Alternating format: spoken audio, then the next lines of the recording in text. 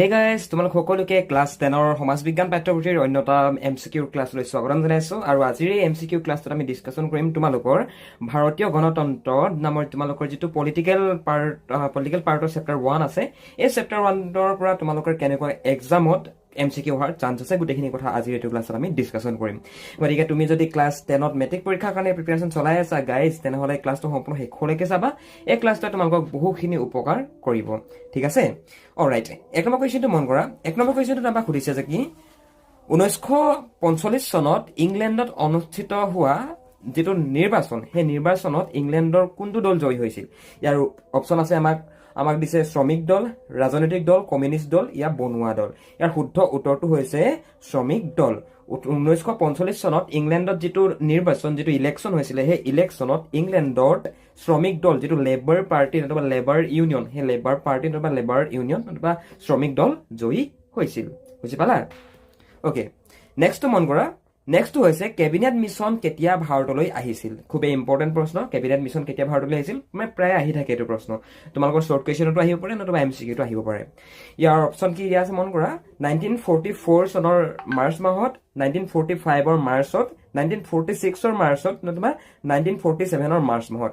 ইয়াৰ শুদ্ধ অপশ্যনটো হৈছে এইকেইটা, এটাও নহয়, এইকেইটা নহয়। ইয়াৰ শুদ্ধ অপশ্যনটো হৈছে C2, 1945-46 চনৰ মাৰ্চ মাহত। অ'কে, নেক্সটটো মন কৰা। নেক্সটটো হৈছে সংবিধান সভা, যাক আমি ইংৰাজীত কওঁ কনষ্টিটুৱেণ্ট এছেম্বলি। সেই কনষ্টিটুৱেণ্ট এছেম্বলিত কাক সংবিধান সভাৰ স্থায়ী সভাপতি হিচাপে নিৰ্বাচন কৰা হৈছিল? নতুবা সংবিধান সভাৰ স্থায়ী সভাপতি কোন আছিল? এনেকুৱা ধৰণে তোমালোকৰ প্ৰশ্ন আহিব। তাৰপিছত তোমালোকৰ অপশ্যন দি দিব ৰাজেন্দ্ৰ প্ৰসাদ, তাৰপৰা BR আম্বেদকাৰ, তাৰপৰা ইয়াত দত্ত, এইটো সচিদানন্দ, হা, এইটো ভুল হৈ আছে, এইটো সচিদানন্দ হ'ব লাগে, সচিদানন্দ সিনহা নতুবা আলাদী কৃষ্ণস্বামী আয়াৰ। ইয়াৰ শুদ্ধ অপশ্যনটো হৈছে ডক্টৰ ৰাজেন্দ্ৰ প্ৰসাদ। এতিয়া তোমালোকে এটা কথা ইয়াতে মন কৰিবা, হা, তোমালোকৰ ৰাজেন্দ্ৰ প্ৰসাদ নামটো চিনাকি লাগিছে নহয় জানো? BR আম্বেদকাৰ নামটো চিনাকি লাগিছে, সচিদানন্দ নামটো চিনাকি লাগিছে, ইয়াত লগতে আলাদী কৃষ্ণস্বামী আয়াৰ এইটো চিনাকি লাগিছে। এতিয়া পৰীক্ষাত তোমালোকৰ এনেকুৱা ধৰণে দি দিব, গম পাইছানে? ইয়াত শুদ্ধ অপশ্যনটো কি হ'ব বাৰু? শুদ্ধ অপশ্যনটো হ'ব ডক্টৰ ৰাজেন্দ্ৰ প্ৰসাদ। এইটো হৈছে শুদ্ধ অপশ্যন। গতিকে পৰীক্ষাত এনেকুৱা ধৰণে অকণমান ক্ৰিটিকেল তোমালোকক কুৱেশ্যন দিব, যাতে তোমালোকে অলপ কনফিউজ হৈ যাবা। কিন্তু তোমালোকে কনফিউজনত নাহিবা, যিমান পাৰা ঘৰতে প্ৰেক্টিচ কৰি যাবা, তোমালোকে নিশ্চয় ভাল মাৰ্কছ স্ক'ৰ কৰিবলৈ এক্সামত সক্ষম হ'বা। অ'কে, নেক্সট মন কৰা। খচৰা সমিতিৰ অধ্যক্ষজনৰ নাম কি? অপশ্যন আছে আম্বেদকাৰ, ৰাজেন্দ্ৰ প্ৰসাদ, ছৈয়দ মহম্মদ ছাদুল্লাহ নতুবা N গোপালস্বামী আয়েংগাৰ। শুদ্ধ অপশ্যন হৈছে ডক্টৰ BR আম্বেদকাৰ। খচৰা সমিতিৰ অধ্যক্ষজনৰ নাম আছিলে doctor BR Ambedkar. BR Ambedkar মানে হৈছে ভীম ৰাও। বি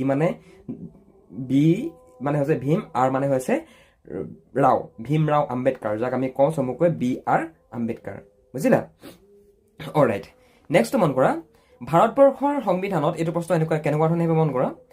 ভাৰতবৰ্ষৰ সংবিধানৰ কিমানতম সংবিধান সংশোধনীৰ জৰিয়তে সংবিধানত সমাজবাদী আৰু ধৰ্ম নিৰপেক্ষ এই দুইটা শব্দ অন্তৰ্ভুক্ত কৰা গৈছিলে?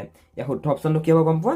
1974 চনৰ 42 নং সংবিধান সংশোধনীৰ জৰিয়তে ভাৰতবৰ্ষৰ যি সংবিধান, ভাৰতবৰ্ষৰ সংবিধানত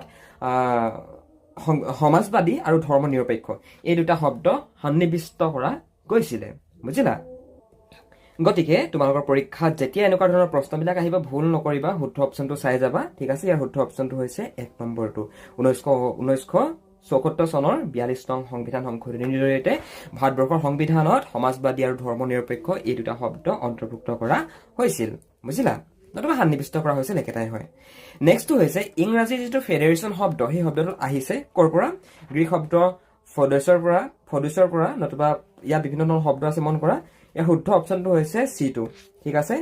লেটিন শব্দ ফিঅ'ডোছৰ পৰা আহিছে ইংৰাজী যিটো ফেডাৰেশ্যন শব্দ, এই শব্দটো। আৰু ফেডাৰেশ্যন মানে অসমীয়াত হৈছে যুক্ত ৰাষ্ট্ৰীয়, গম পাইছা? এতিয়া ইয়াত গোটেইকেইটা অকণমান চিমিলাৰ লাগিছে, গম পাইছা নাই বাৰু? কিন্তু ইয়াত শুদ্ধ অপশ্যনটো হৈছে এইটো, ঠিক আছে? FOEDUS, ফডোছ, এই শব্দটোৰ পৰা এইটো যিটো ফেডাৰেশ্যন শব্দ, এই ফেডাৰেশ্যন শব্দটো আহিছে। লেটিন ভাষা, গ্ৰীক ভাষা নহয় কিন্তু, হা। যুক্তৰাষ্ট্ৰৰ গৃহভূমি বুলি কাক কোৱা হয়? ইয়াত অপশ্যন দিছে আমাক আমেৰিকা যুক্তৰাষ্ট্ৰক নে ভাৰতবৰ্ষক নে কানাডাক নে ইংলেণ্ডক। যুক্তৰাষ্ট্ৰৰ গৃহভূমি বুলি কোৱা হয় আমেৰিকা যুক্তৰাষ্ট্ৰক। বহুতে ভাবিব পাৰে যে কি যুক্তৰাষ্ট্ৰৰ গৃহভূমি বুলি কোৱা হয় ইংলেণ্ডক, কিন্তু ইংলেণ্ডক যুক্তৰাষ্ট্ৰীয় গৃহভূমি বুলি কোৱা নহয়, ঠিক আছে? শুদ্ধ অপশ্যনটো হৈছে A2, আমেৰিকা যুক্তৰাষ্ট্ৰৰ গৃহভূমি বুলি কোৱা হয়। নেক্সটটো মন কৰা ভাৰতবৰ্ষৰ সংসদীয় গণতন্ত্ৰৰ ধাৰণাটো কোনখন দেশৰ সংবিধানৰ পৰা অনুকৰণ কৰা হৈছে ভাৰতবৰ্ষত যে আমাৰ সংসদীয় গণতন্ত্ৰ আছে এই সংসদীয় গণতন্ত্ৰৰ ধাৰণাটো কোনখন দেশৰ সংবিধানৰ আৰ্হিত বনোৱা গৈছে নতুবা কোনখন দেশৰ সংবিধানৰ পৰা তুলি অনা হৈছে চীন দেশৰ পৰা নে গ্ৰেট ব্ৰিটেইনৰ পৰা ছুইজাৰলেণ্ডৰ সংবিধানৰ পৰা নে ওপৰৰ এটাও নহয় ইয়াৰ গোটেইকেইটা অপশ্যন ভুল ঠিক আছে ইয়াৰ শুদ্ধ অপশ্যনটো হৈছে এইটো গ্ৰেট ব্ৰিটেইনৰ সংবিধানৰ পৰা মানে ইংলেণ্ডৰ যিখন কনষ্টিটিউশ্যন আছিল সেই ইংলেণ্ডৰ কনষ্টিটিউশ্যনৰ পৰা আমাৰ যিটো সংসদীয় গণতন্ত্ৰৰ ধাৰণা এই সংসদীয় গণতন্ত্ৰৰ ধাৰণাটো ব্ৰিটেইনৰ যিখন সংবিধান সেই সংবিধানখনৰ পৰা অনা গৈছে অ'কে এইটো প্ৰশ্ন পৰীক্ষাৰ পৰা আহিব পৰা চান্স আছে গতিকে চাই থৈ দিবা 9টো মন কৰা 9টো হৈছে 1945 চনত অনুষ্ঠিত হোৱা নিৰ্বাচনত ইংলেণ্ডত জয়ী হোৱা দলটো হৈছে শ্ৰমিক দল ৰাজনৈতিক দল কমিউনিষ্ট দল বনোৱা দল মই পুনৰ এবাৰ তোমালোকক কৈছো ইয়াৰ শুদ্ধ উত্তৰটো হৈছে শ্ৰমিক দল গোটেইকেইটা অশুদ্ধ তলৰ শুদ্ধ উত্তৰটো হৈছে এইটো এইকেইটা অশুদ্ধ অ'কে শ্ৰমিক দলক ইংৰাজীত কোৱা হয় লেবাৰ পাৰ্টি নতুবা লেবাৰ ইউনিয়ন ঠিক আছে অ'কে সাৰ্বভৌমত্ব মানে কি সাৰ্বভৌমত্বৰ শব্দৰ অৰ্থ কি নতুবা সাৰ্বভৌমত্ব মানে কি বুজা শ্বৰ্ট কুৱেশ্যন যদি হয় তেনেকুৱা ধৰণে আহিব আৰু যদি MCQ হয় তেনেহ'লে এনেকুৱা ধৰণে আহিব যে কি সাৰ্বভৌমত্ব মানে হৈছে ৰাষ্ট্ৰৰ সৰ্বোচ্চ ক্ষমতা নে ব্যক্তিৰ সৰ্বোচ্চ ক্ষমতা নে ওপৰৰ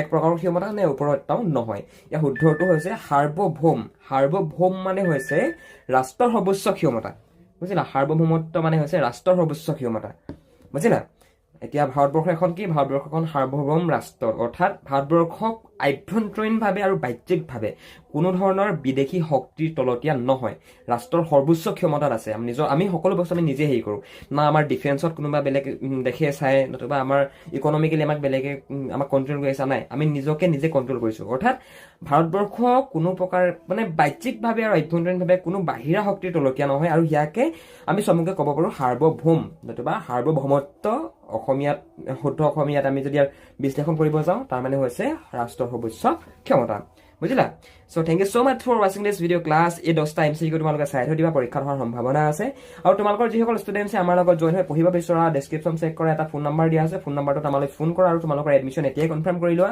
আমি তোমালোকৰ লাইভ ক্লাছৰ জৰিয়তে তোমালোকৰ এক্সামত কোনবিলাক প্ৰশ্ন আহিব তোমালোকে প্ৰশ্নৰ উত্তৰ কেনেকৈ কৰিব লাগিব এভৰিথিং আমি তোমালোকক তাতে গাইড কৰিম গতিকে যিসকল ষ্টুডেণ্টছে আমাৰ দ্বাৰা পঢ়িব বিচৰা ডেছক্ৰিপশ্যন চেক কৰা এটা ফোন নম্বৰ দিয়া আছে আমালৈ ফোন কৰা আৰু তোমালোকৰ এডমিশ্যনটো এতিয়াই কনফাৰ্ম কৰি লোৱা আমি তোমালোকক এক্সামৰ কাৰণে কোনখিনি ইম্পৰ্টেণ্ট হয় সকলোখিনি বস্তু তোমালোকক আমি অনলাইনৰ থ্ৰুৱেদি পঢ়াই দিম যাতে তোমালোকে এক্সামত এটা ভাল মাৰ্ক স্ক'ৰ কৰিবলৈ সক্ষম হোৱা গতিকে ক্লাছটো যদি ভাল লাগিলে এটা লাইক কৰিবা আৰু যদি জইন হ'বলৈ মন আছে তেনেহ'লে ফোন নম্বৰটোত ফোন কৰা আমি তোমালোকক জইন কৰি ল'ম okay thank you bye bye তোমালোকে যদি মেট্ৰিক পৰীক্ষাৰ কাৰণে প্ৰিপাৰেশ্যন চলাই আছা আৰু যদি তোমালোকে পাৰ্চনেল গাইডেন্স বিচৰা অসমীয়া ছাবজেক্টত হওক লাগে বেলেগ ছাবজেক্টত হওক লাগে তেনেহ'লে তোমালোকে আমাৰ ফালৰ পৰা যদি ইচ্ছা কৰা পঢ়িবলৈ পাৰিবা তোমালোকে আমাৰ লগত যদি জইন হৈ লোৱা আমি তোমালোকৰ মেট্ৰিক পৰীক্ষাত কোনখিনি প্ৰশ্ন আহিব কোনখিনি কমন পৰিব তাৰ কুৱেশ্যন আনচাৰবিলাক কেনেকৈ লিখিব লাগিব আমি সকলোখিনি কথা আমি গাইড কৰি দিম ইয়াৰ কাৰণে তোমালোকে এই নম্বৰটোত ফোন এটা কৰা নতুবা ডেছক্ৰিপশ্যনত এখন ফৰ্ম আছে ফৰ্মখন ফিল আপ কৰি দিয়া আমি তোমালোকক নিজে যোগাযোগ কৰি ল'ম